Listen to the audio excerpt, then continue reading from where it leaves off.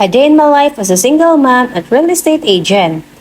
Good morning, everyone. Welcome back to my YouTube channel. It's your girl, Miss SJ. For today's video, nothing's fancy. Wala tayong grand itinerary, but samahan nyo ako. Samahan nyo lang ako sa isang normal na araw sa buhay ko bilang single mom at real estate agent. Marami kasing nagtatanong, Mrs. J, ano ba talaga ang routine mo? So, ayan guys, papakita ko sa inyo kung ano yung realistic life natin as an agent. Let's go! So, sige, kakagising lang natin. Nagdadasal pa ako dyan, guys. Gusto ko kasi pag gising ko, gusto ko may kunting katahimikan. Nag-iisip ako kung ano kayang mangyayari ngayong araw, may buyer kaya, mga ganyan, may mga reservation kaya, o may mga bagong opportunity. Tapos syempre, yan, dasal-dasal lang dyan. So, dasal tayo, papasalamat tayo, at ikaw na bahala lahat, Lord, sa mga appointments ko, guide me and give me wisdom, mga ganyang prayers tayo, mga madams. So honestly, malaking bagay talaga ang prayer sa buhay ko. And after praying, ayan, pili na tayo ng susuotin natin.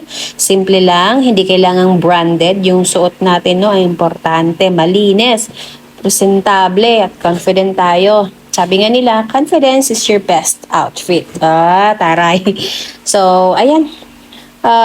Syempre, kailangan, bago ang lahat guys, so, baba muna tayo at hindi pwedeng lumabas na hindi tayo magtutoothbrush. Brush muna tayo ng teeth. Lalo na kapag ang hirap lumabas kapag hindi ka nag-toothbrush, lalo na kapag nakikipag-usap tayo sa mga buyers.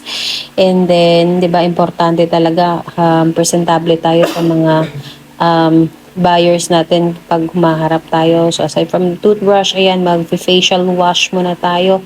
Maglinis muna tayo ng mukha natin. And dito guys, talagang antok pa talaga ako dito. At saka napakalamig. Ito yung pinakaayaw ko sa morning talaga guys.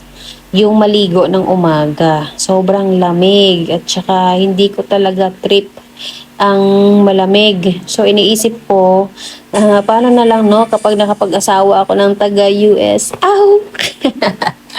Kasi sa US, di ba, may snow. Aho! Yun yung pangarap natin, makapag-asawa ng Jufam. Kaya talagang nagpapaitim tayo ngayon, mga madam. So, ayun na nga. After natin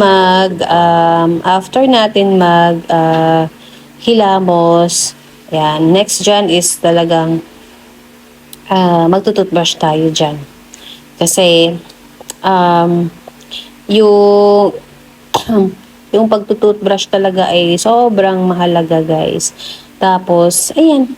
Syempre dyan guys, iniisip ko na din kung ano mga gagawin today, ano yung mga ganap, paano ko kaya i-close yung client ko for today. Kasi yung client natin ay galing yung Oman, so isa siyang OFW. So, ayan guys yung ating daily routine. And actually, mga madam, actually guys, it's my first time na mag-vlog. So, first time kong mag-voice over. Medyo mahirap pala.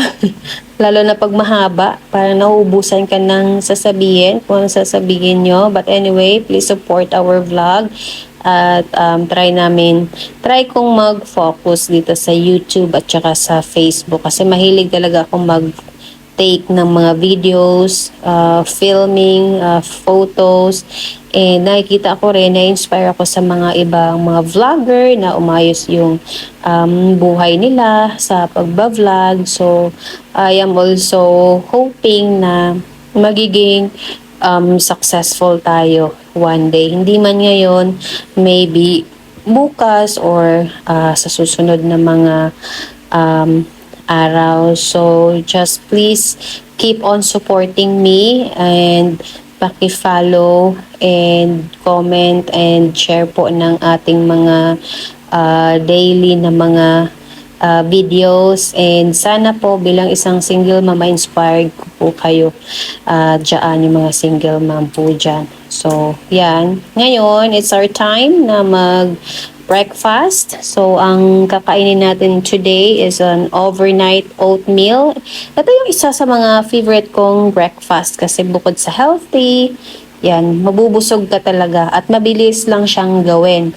So, ano lang yan, milk at saka banana, tas lagyan mo lang ng mga fruits, kahit anong fruits na gusto mong i-mix dyan, saging, apple, or depende sa'yo kung anong prutas ang gusto mong ilagay dyan. So, mabilis lang siyang gawin at heavy siya sa tiyan. So, kapag busy ka talaga, so kailangan mo maging practical. Sa mga ganyang breakfast lang yung ginagawa ko every morning, or sometimes nagtiti lang ako in the morning, or like gusto ko yung choco milk sa umaga, tapos pandesal. Kasi 'di ba, hindi dapat puro tayo fast food, kasi 'di ba, health is still our wealth. So kailangan lagi tayong healthy, lagi tayong malakas. So ako naman talaga ay mahilig ako sa mga prutas, at talagang hindi naman talaga ako mahilig mag-fast food, di ako mahilig masyado sa mga karne, mahilig akong mag-explore ng mga prutas, gagawa ng mga ganyan, or mag-smoothie, or may mga detox. Ganun yung mga minsan ginagawa ko bago ako mag-work, bago ako lumabas ng bahay. Sinisigurado ko na may laman yung ating tiyan, kasi ang hirap magtrabaho guys na walang laman yung tiyan natin. Hindi tayo makapag-concentrate, hindi natin alam kung anong mga gagawin natin, nag-iiba yung mood natin. So yan, after that yan, may nakita akong chicken. So, pumapak ako dyan ng chicken kasi favorite ko din talaga fried chicken, guys. So, okay lang yan. Di naman tayo nagwa-rice. So, ang importante, less tayo sa rice and then less sa sugar. Kasi iba talaga, guys, pag tumatanda ka na, ang dami mo na talagang mararamdaman na hindi maganda sa katawan. Sakit yung balakang, sakit yung mata, sakit sa ulo, at tsaka hindi na pwede yung grabing diet na like isang lang kakain mo, isang itlog, hindi na siya pwede ngayon. So, ayan. Ayan guys. So, bago tayo lumabas, maglagay muna tayo ng deodorant sa kilikili powers natin. Kasi, pawisin kasi ako. And kapag nagpapawis ako, bumabaho yung kilikili ko. So, yung ginamit ko is yan, Nivea. Hindi yan sponsor ha.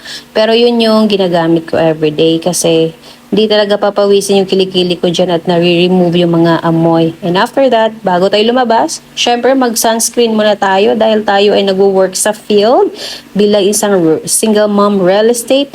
Lagi tayong nasa field, lagi tayong naglalakad sa araw, ang init, and then lagi tayong nagbibilad sa araw, kasama yung mga kliyente, yung mga ating mga agent.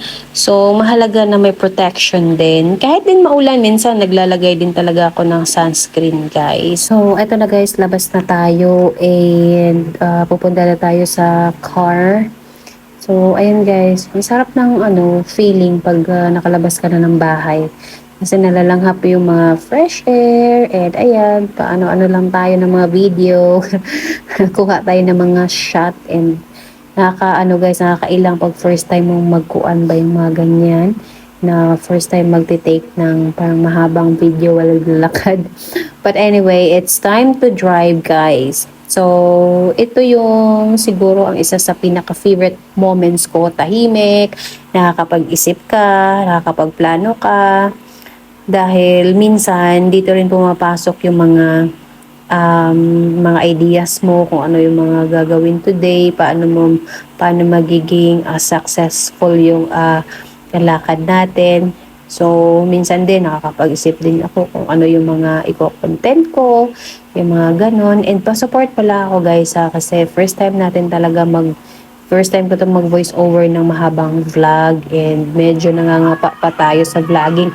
Ang dami ko kasing nakikitang mga nagvo-vlog na mga umasenso yung buhay. So, try natin, why not, diba? By the way, kita niyo yung tattoo ko. Ganda.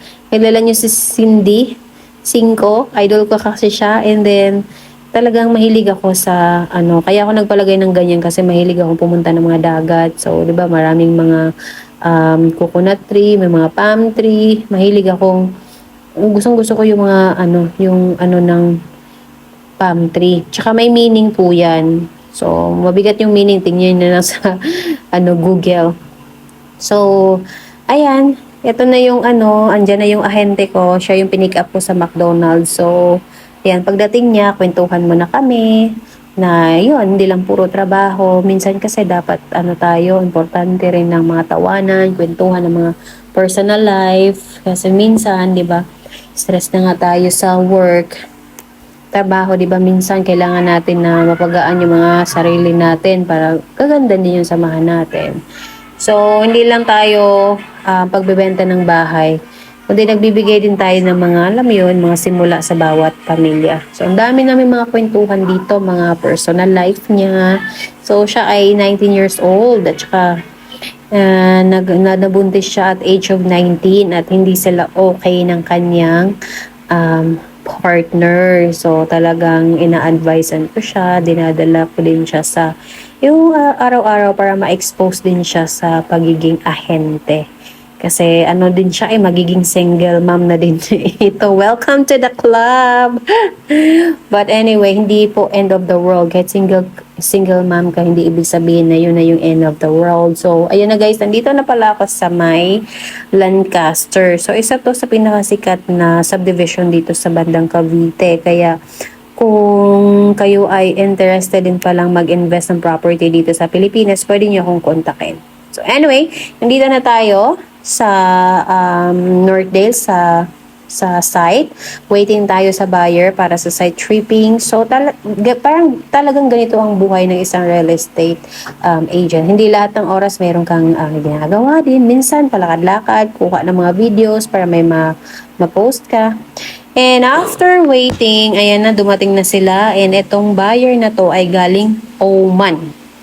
So, tawag dito, after that, nung na-present na namin yung unang project, hindi pa na-satisfy yung buyer, pumunta pa siya, gusto pa niya tumingin ng ibang project. So, dinala muna namin sila sa Lira Home. So, ito yung buhay ko as real estate agent.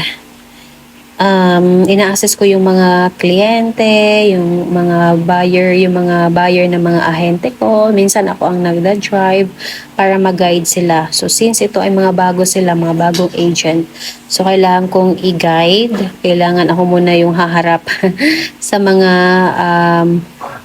client nila for the meantime. By the way, naghahanap din pala kami ng mga ahente. Baka gusto nyo din maging agent dyan.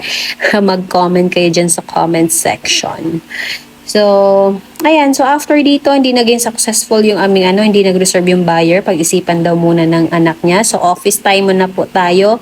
So, dito ay gagawa tayo ng mga follow-ups, paperworks. Ayan. And then, after that, nag-live ako kaagad guys after sa ginawa ko sa office. Ito na yung area ko sa pagla-live. So, nila-live ko to sa TikTok. So, doon ako humahanap ng mga kliyente sa TikTok. And after that, after a long day, ayun, may pa-dinner kami. So, it's a dinner time. So, ayan yung ulam namin, crispy pata. Crispy pata is talagang paborito namin at yan na lang po natira. And aside from that, di pa kami nakontento. Gusto namin pumunta sa coffee shop. So, siguro after a long day, after dinner, deserve namin na coffee kasi hindi kompleto yung araw kapag walang kape. So, parang lang siya, reset button ko siya ba? Or namin. And then, yun. Before matapos tong vlog na to guys, so gusto ko lang talagang sabihin sa lahat ng mga single mom na nanonood dyan na hindi madali. May mga araw na gusto talaga nating sumuko, may mga araw na may mga gabing umiiyak ka na lang, pero tandaan mo, hindi mo kailangan maging perfect. Kailangan mo lang maging present. One day, lilingon ka na lang at masasabi mong, kinaya ko pala. Thank you so much guys for spending the day with me. If you enjoyed this vlog, don't forget to like, follow and subscribe this channel. So once again, this is Miss SJ. See you on our next vlog.